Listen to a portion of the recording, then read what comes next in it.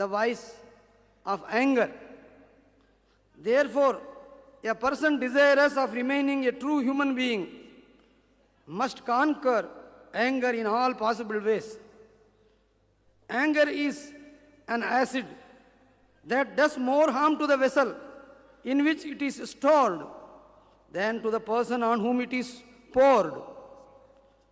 The whole nervous system in our body is shattered by an outburst of anger, and various poisons are thrown into the blood when one is angry. That's why it is absolutely necessary for a person to conquer anger. From anger, delusion arises, and from delusion, bewilderment of memory. When memory is bewildered, intelligence is lost. And when intelligence is lost, one falls down again into the material pool. Hence, anger has to be controlled.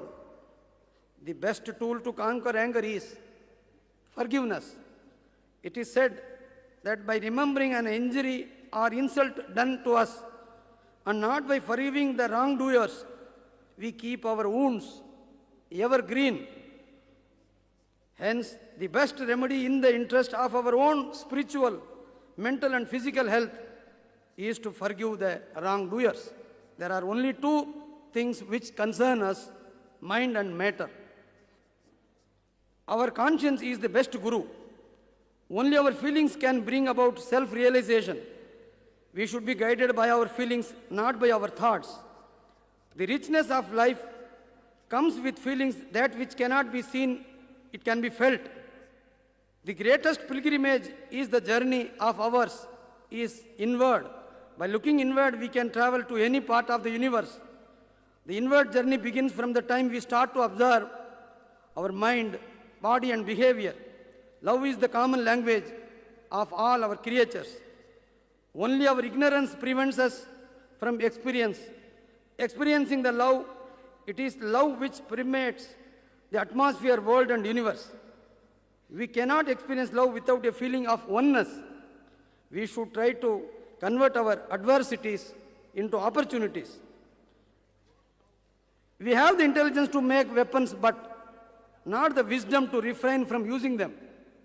Some nations for which people have fought and died no longer exist. Only those who identify with you are close. All others are strangers, even though they may be related. The younger generation are merely repeating our mistakes.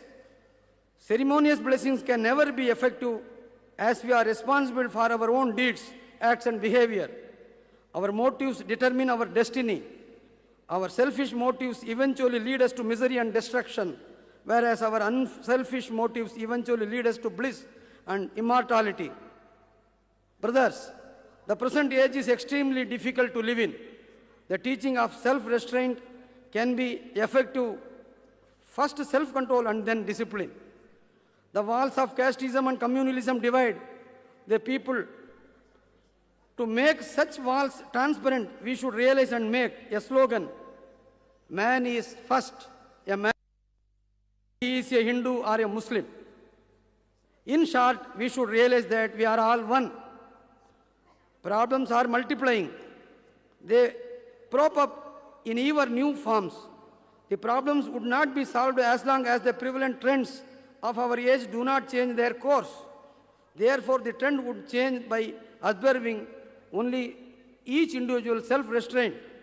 It should be truly a historical day for mankind when religion and science complement each other. That would be the day when devotion to self-restraint would have served its purpose, and it would be possible to train man to lead a proper life. வாய்ப்பினை கொடுத்த இந்த Islamic information centre அவர்களுக்கு பணிவுடன் நன்றி கூறி என்னுடைய உரையை முடித்துக் கொள்கிறேன். நன்றி, வணக்கம்.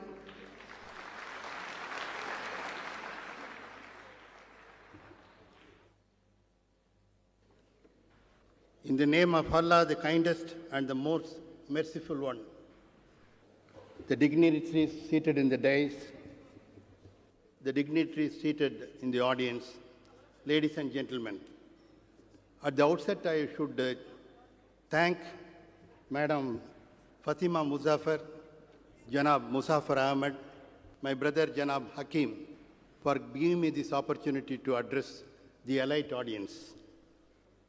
I feel very humble in front of great scholars like Richard Haynes, Chordia, and the erudite scholar Dr. Zakir Naik, from whom you are going to listen about the terrorism and jihad. Terrorism is an aberration in the human behavior. Terrorist, whether it is Hindu fundamentalist, or it is Christian terrorist, or it is Muslim terrorist, they are